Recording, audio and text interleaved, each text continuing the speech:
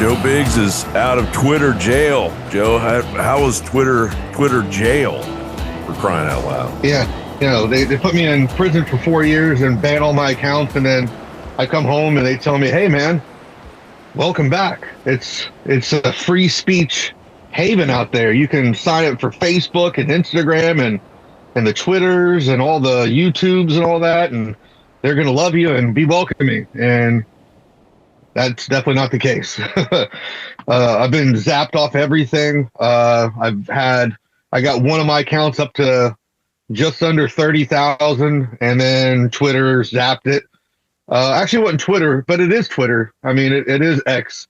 X has this problem where people are allowed to mass report an account for BS reasons, and if you get enough people report it, the algorithm just, zaps the account and takes it away.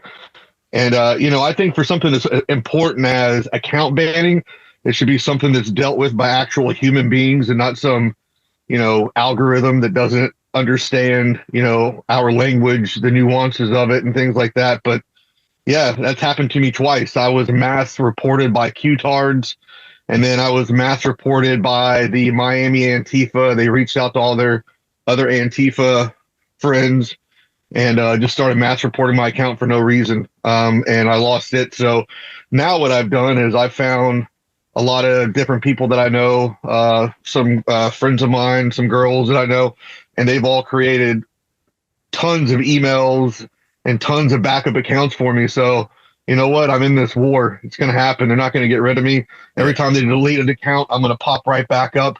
And that's just how it's going to be. So good luck.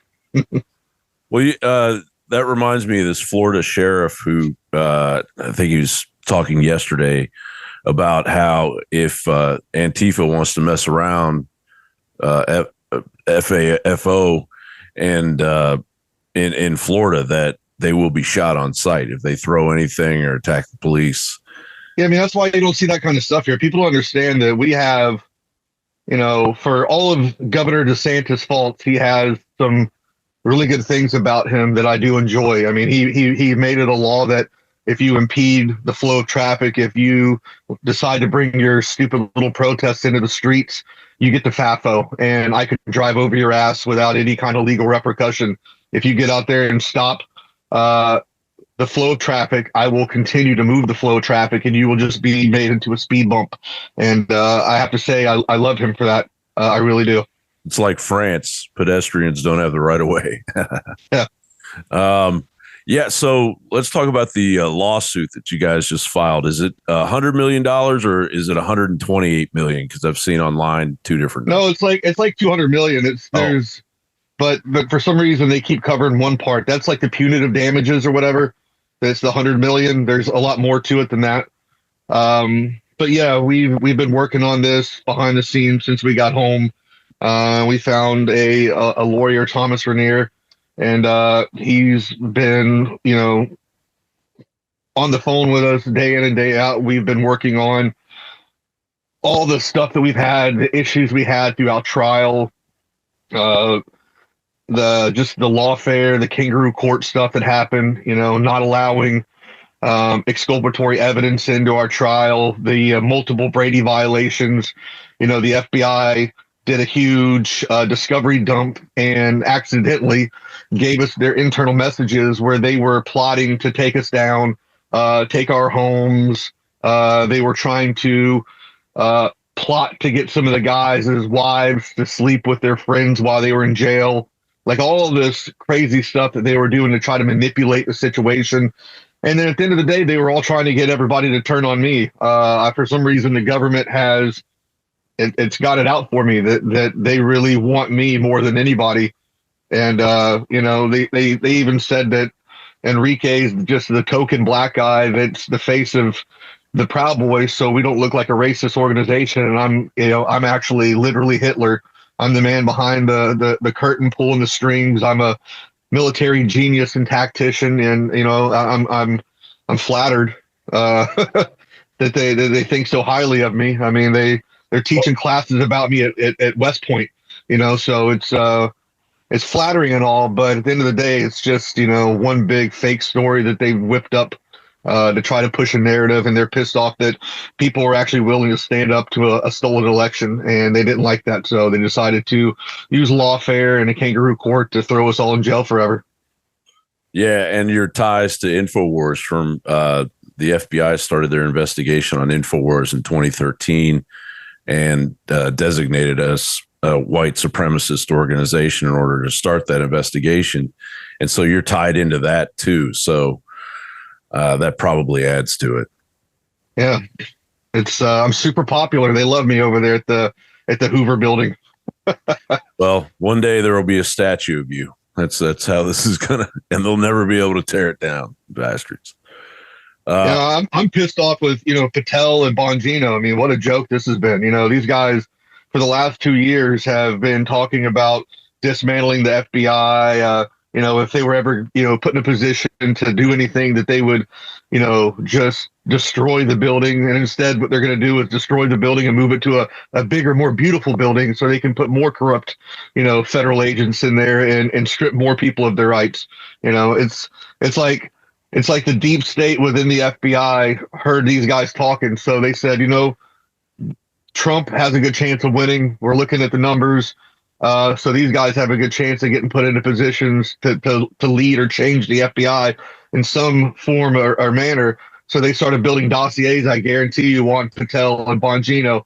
And when those guys came in there and put their foot down and said, look, this is how it's going to go. We're going to start firing people. I guarantee you, Pearman walked into the office, into the director's office, and laid a folder down and said, look, things aren't going to change. You're going to shut the hell up, and you're going to do what we say. We run this. You're just a face. And they walked out and left. And I believe that's why nothing has changed. Nothing will change. You're not going to see anything with the Epstein files. You're not going to see anything happen. And Pam Bondi is a Fox News host. She's not even the attorney general. I mean, she has a media representative that's supposed to be doing that job, and yet she sits on Fox News every day like a blonde bimbo. Yeah, it's pretty sad. And now they have the stale investigations of Epstein and so on and so forth, January 6th. And I mean, there's so much they could be investigating and uncovering. Here we are in June. We could have so much just unleashed information all over the airwaves, but we've got nothing. And the No Kings protest, it includes 198 Democratic Party aligned organizations with a combined $2.1 billion in annual revenue that includes groups like the American Federation of Teachers, National Action Network, Indivisible, ACLU, Sierra Club, Planned Parenthood, United Auto Workers, the 50-51 movement, Move On, Human Rights Campaign, Black Voters Matter, on and on and on and on and on. And it's all tied, and they're all over the airwaves. Paulina Luna has been talking about Singham being connected through China, trying to manipulate this movement, and it's basically this is a true insurrection by the Democrat Party and everybody tied to it, and the FBI is claiming they're going to get to the bottom of it. You've got all these politicians talking about they're going to get to the bottom of it. Are they going to get to the bottom of it? Here it is, just set right in their lap. It's fresh, and it's not. It's happening. I've seen the power. I've seen the power of the FBI get to the bottom of stuff in 24 hours. Yeah, but I guarantee you, they're not going to solve it until about a month out in the fourth year before Trump leaves office, and they're going to go, "Oh, we found it," and then the next regime will change, and it's going to be a Democrat because Trump continues to flip flop on everything that he said he was going to do.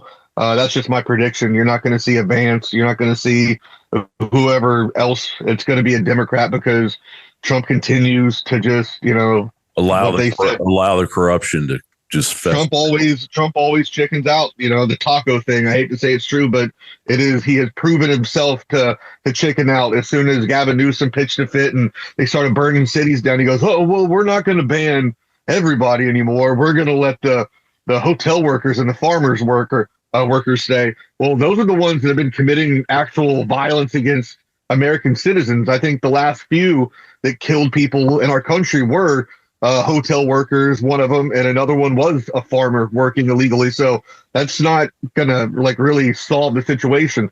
In a lot of these protests, all roads lead to Soros and Chris Lee or whatever her name, Christy Walton, the heiress of the Walmart empire. She's the one behind buying all the ads of the No King stuff that you see across the internet and magazines and things like that. So there's deep pockets in this, and they know that when they apply enough pressure, Trump will flip flop, and he keeps proving himself. I wish it wouldn't happen. I'd like for him to be a stand up guy, but obviously he really just to him it's all about his image. He wants to be liked. His ego is more important than his promises. We've seen Trump flip flop and cave numerous times when people put pressure to him. I like him in some instances, but I'm just really beginning to feel like he's just really not the guy that he's claimed to be. He said he was going to take care of us. He didn't pardon us. For some reason, he's worried about optics. I don't know how you can be worried about optics when you're on your second term. No one really gives a crap.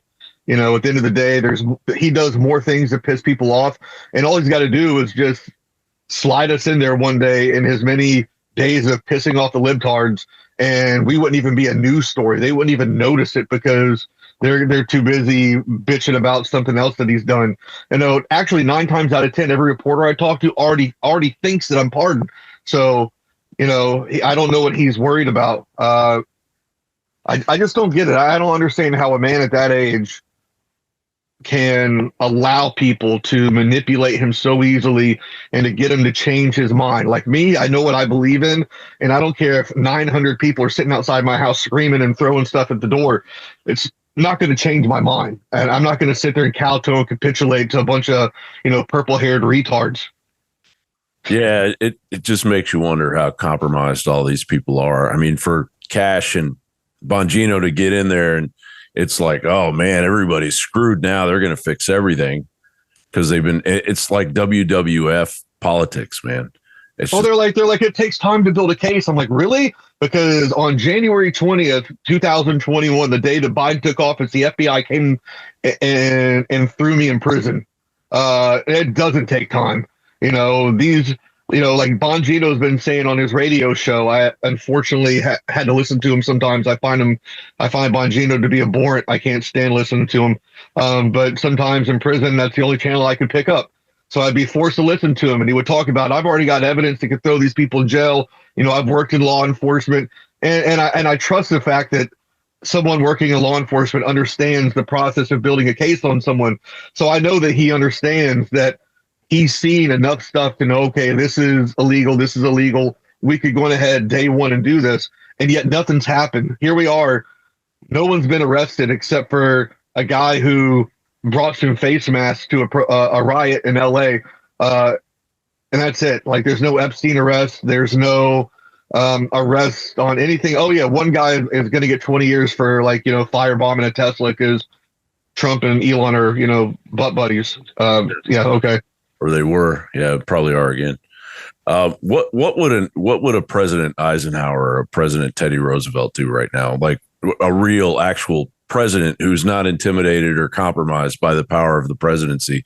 What would a President Joe Biggs be doing right now with these protests and with Israel and Iran and truly pardoning J6 and just in general, what would a true president with the power of the presidency actually do? In prison, you learn one thing. You only have one thing that keeps you alive and gives you respect, and that's your word. If your word is bad, if you're known to make bad deals, if you're someone who makes promises and doesn't keep them, you're dead. So that's something that's really been ingrained in who I am, is like, if I say I'm going to do something, I got to live up to that. I have to do that. I have to produce. And when you're a president, you have to produce. You got 80% of the population to vote for you, so to say. And you made promises about illegal immigration that you were going to deport. And here we are, 3-4 days into the left doing what they always do, burning LA down, and you capitulate and you go, well, we're going to keep some of these people. It's like, no, if they're here illegally, you get rid of them. Well, some of them have been here for 20 to 25 years. So if I break the law for 20 to 25 years straight, that means I get to just get away with it. Wow, that's cool. That's a great precedent to set. So, what I would do as a president is I would honor my word and I would deport every single illegal alien. And if it was some parents or one parent and they have a baby, guess what? Everybody gets deported. If you're sitting out here, everybody go. You're here illegal anyways. There's no anchor babies. Other countries don't allow that. If an American citizen goes to London and has a child, it's still an American citizen. That baby, if it's born over there, is still an American citizen. There's no dual citizenship. There is a process that you have to go through to become a citizen of England, and it's not just by being born there. And most countries are like that. But for some reason, we have to always be the emperors of diversity and things like that. And it's just not the case.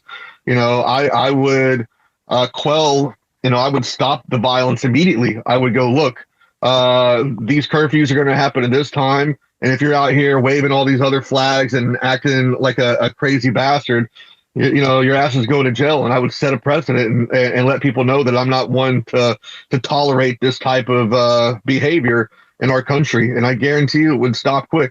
Yeah. All of the laws that were passed during Eisenhower's time, like the Communist Control Act, which has never really been enforced. And there's so many other laws that are not, the Bill of Rights is just being whittled down. So there's so many laws that are that are on the books that a true president who's studied, not like Obama, who studied the Constitution so he could manipulate it and subvert it, but a president that studies the power of the presidency and the power of the laws that we already have. You've got people like Antifa in the streets who are just, well, they're anarchists, but, the nihilism and all that. But you also have straight up communism that's infiltrated our, local everything. Governments, everything. And we have these laws on the books that were given to us by our, grandparents, our great grandparents. If it gets too bad, kids, use these laws, and they've just got to be enforced. And it's as if the corruption and the compromise is taking over our government to the level that they're operating on a completely different page than we the people deserve. And I keep going back to Eisenhower because maybe we do need a wartime president. Maybe we do need some kind of somebody from the military to get in here and who understands the level of power that we really have, not something that that's just. Well, Trump is ruled by his ego. He wants to be liked, but to be a successful leader, you can't be liked. People will respect you, but they will never like you when you're a good leader. And when people look back at, Patton and things like that, no one liked Patton, but when you look back at what he did, people respected him and respected how he did it. And that's what you have to be as a leader. You can't go around every day going, I want people to like me.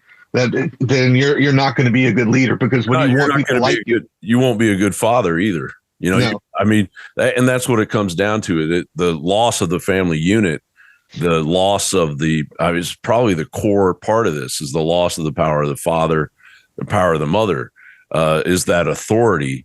At some point, the children have to understand that they're out of line, and all you got to do is look at Los Angeles, and the children they're running the police back into a corner.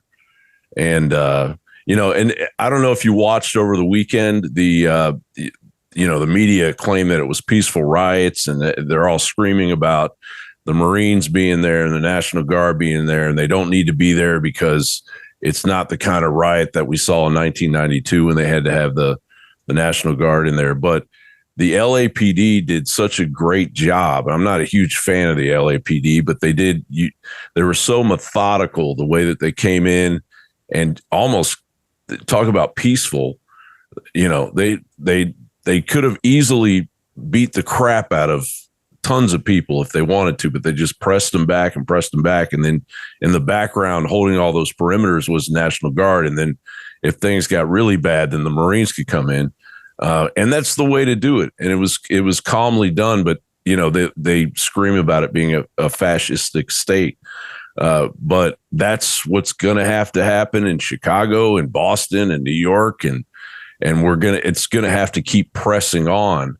Well, see, that's what they're doing. That's the whole point of them dumbing down the population is they want society to be like idiocracy for a reason, because if they know that, the Democrats already have their side extremely dumbed down, because they'll sit here and you could be standing in front of a riot and watching buildings burn, and the Democrat leaders, Maxine Waters and AOC, are going to go, that's not a riot. That's a peaceful assembly. And they're going to go, yeah, you're right.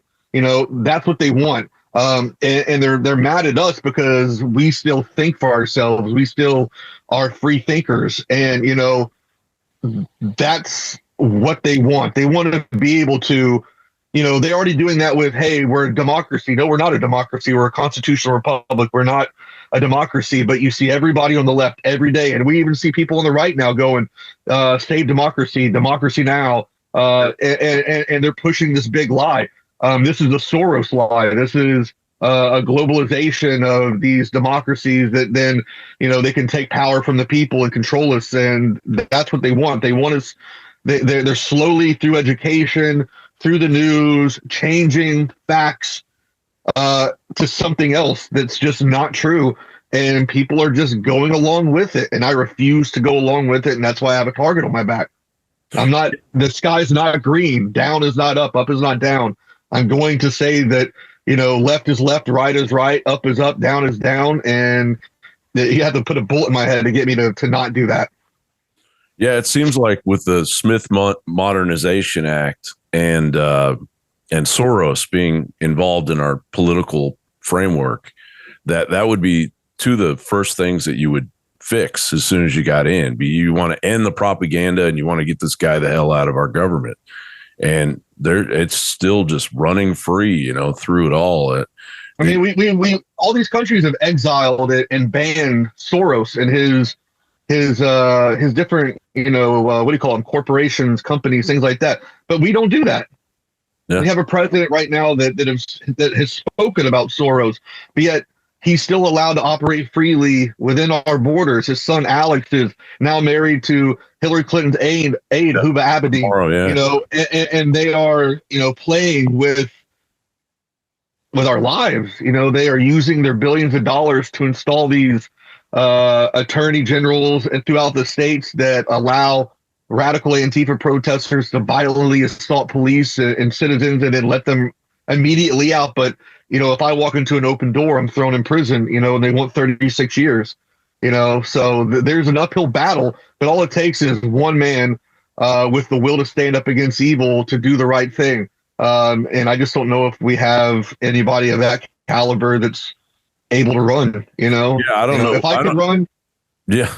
If I could run, I would, but there's too many things that they could try to bring up on me, and they use that to discredit you. Like, I'm not a perfect person, and people, no one's perfect, but they love to point out mistakes in people's lives and then use that to discredit them. I guarantee you. I think we're heading into another generation now where our generation, the next generations, the mindset of the boomer generation is ending. They're going into their 80s. They're all dying off, and it's going to be us. We were going to be the ones left to run everything. And I don't think our generation is going to give a crap if you did some weird thing, to have fun, 20 years ago or whatever. Nobody's going to, they're going to try to use that stuff, but it's just not going to stick to what's coming. And because we don't think like the people that are right now that have taken control of the narrative, the Pelosi's and the Schumers, and we just don't think like those people. And we've never trusted the government. Our entire lives, we've never trusted the government. And these people look at government as something that God. that it's God. And our generations do not trust it. We'll never trust it. We have a feeling in our gut, and we want the truth, and we want our laws to work again, and we want we want our families back, and we just want to have good lives, man. Instead of dealing with all of this nonsense that's just completely infiltrated our daily lives. I mean, can we just have like a few years of Normal. just normalcy of enjoying our families? Like when I was in the military, when you make it up through the ranks with guys, like when I came in, I was a nothing, and I made myself up all the way to E6, and I did it on my own. And every time the people around me, I had good soldiers, I had bad soldiers. Some got promoted, with me. Some got promoted a little bit later than me. And some just hardly ever got promoted, but they would always be like, don't change, don't change, don't change, stay the same, stay the same, and I learned to stay a soldier while also being an NCO. Like I learned to still have that work ethic and still bust my ass. So the guys that are below me see that I am capable of doing the same thing, that I'm not sitting on this high horse. But at the same time, I knew how to distance myself in the same way, so they didn't feel like they could come up to me and go, well, hey man, like maybe don't rule this way because it could affect me and I don't want to have to do so much work. No, you can't have that mentality. Like, I know how to get in there and get jobs done, and to delve out different positions to people and let those people do their thing on their own, but at the same time, what Trump does is he puts everybody in a position and then he sits back and just lets them have free reign. And it's like, no, that's not what being a leader is you give people jobs, but then you still have to go in behind them and go, look, what's being done. All right, I need to see the results of this. Okay, yeah, I don't like that. These are rookie numbers. You got to up these numbers, or you're not putting your foot down, and you still got to go hard on them. And Trump just lets these people just do whatever they want and say whatever they want, and he keeps putting people in positions of power that are like snakes in the grass. That they really don't have that America First agenda, and you have all these different people with different goals, and it's not the goal that we elected Trump not because we really like Trump. We elected Trump because we like the idea of America first, that we need to deal with our own problems before we start worrying about other countries' problems. I mean, I don't mind helping people. I think it's good. I think that's, part of being a Christian, to try to help other people, but we can't help other people until we get our own house straight, and we have homeless veterans. We have people, all over the place in our own country that need help, that we could be diverting funds to and putting them to actual good use. And we just don't do that. It's frustrating. I mean, what happened with North Carolina after the hurricane? Those people are still hurt. And the Amish have to go out there to help them. Yeah. I mean, and, of course, Biden didn't do anything, but and once Trump got in, he started bringing the money to him. But yeah, those people are still hurting, still ignored. People. Yeah, so I mean, they're you can give them money, but they are physically and mentally and emotionally tired. Like they need actual people on the ground, fresh, that can kind of give them a break and start helping them out. I mean, these people, you can't go through something as traumatic as that and then just every day be rebuilding and not have a break. Like they're constantly trying to survive. And here we are 6 months into the Trump presidency, and there's people that are just still looking for help. There should be people there. We should be diverting people to help these families. And it's sad that we're not seeing a lot of that stuff. Yeah, and it's interesting how it seems as if the way that we criticize, we criticize because we want Trump to do better. We still support Trump, but we want him to do better. We want to get the message to him that, hey, like Smith Munt, I mean, there you go. Flip the script back to the way it was in 2012. Obama flipped the script on propaganda that was set up in order to keep propaganda from infiltrating our lives. You know, there's a big, you can debate whether or not it involved government websites and publications and that it was a small thing, but look at the impact that it had. Now that we see the USAID money went to all these different publications, including the BBC and foreign publications, to push propaganda on us. That's just one thing you could take care of. Yeah. I mean, I fully support Trump, and I want my president to succeed. When Biden was president, I wanted him to succeed and do good by the American people, but he was not cognizant. He had no idea where he was, and people took advantage of him and were running the country. You know, we don't even know who was running the country. But when I'm critical of Trump, it's because A, he was elected for one reason, and it was the America First agenda. Starting wars for Israel is not America first. Getting into a war with Iran because, you know, Israel's like the little like retarded friend. They can't fight for themselves. So they go out with their big buddies and then they poke and push a bear and then they step back and expect us to fight their battle. That's what Israel is, you know, and they want us to always clean up after them and die for their fights that they start. And I'm just, you know, that's not America first. You know, we see there's too many congressmen and senators in the Capitol with Israeli flags outside their offices. And to me, that's just, you know, how can those same people be mad that they're waving Mexican flags around in LA? You have another country's flag. I guarantee you, if we go to, you know, a government building in Israel, you're going to see the American flag in their office. No, those people don't care about us. You know, we're cannon fodder to them. We're below them. You know, and here we are kowtowing and capitulating to another country's whims. And every time they say jump, you know, half of our elected officials are like, how high? You know, and Randy Fine's big fat ass is like Israel first to the 10th degree, and he's like 500 pounds, and he'll jump that inch. You know, that's all he can get off the ground because gravity, but he'll jump.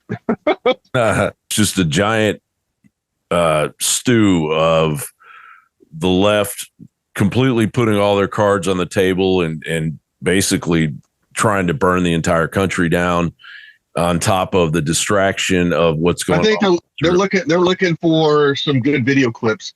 They're hoping that one of these National Guardsmen, because all these governors are already calling on the National Guard to be ready for tomorrow. They're hoping that one of these soldiers is going to do something that they can get on film, and then they're going to see Trump can't you know, keep control of his military. He's allowed these military to come, even though they're not the ones calling in the National Guard. But they'll find a way. They always do, to blame him for it, and that's all they want to do. Is their goal is to win the midterms, and I feel like that they have a good shot at doing that simply because Trump worries too much about what people think, and he changes his position on stuff at the whim of their temper tantrums. And, you know, this is going to be a big test for him. Is he going to toe the line and do what he said he's going to do, or will these temper tantrums allow him to flip? Yeah. He's got to take the bull by the horns from here on out. If he's for real. I mean, the compromised FBI and the Attorney General, it's starting to eat up the administration, the trust he had. So, well, thanks, brother, for coming on. And anytime, man. Just hell yeah, anytime. Let me know. Yeah, just holler at me.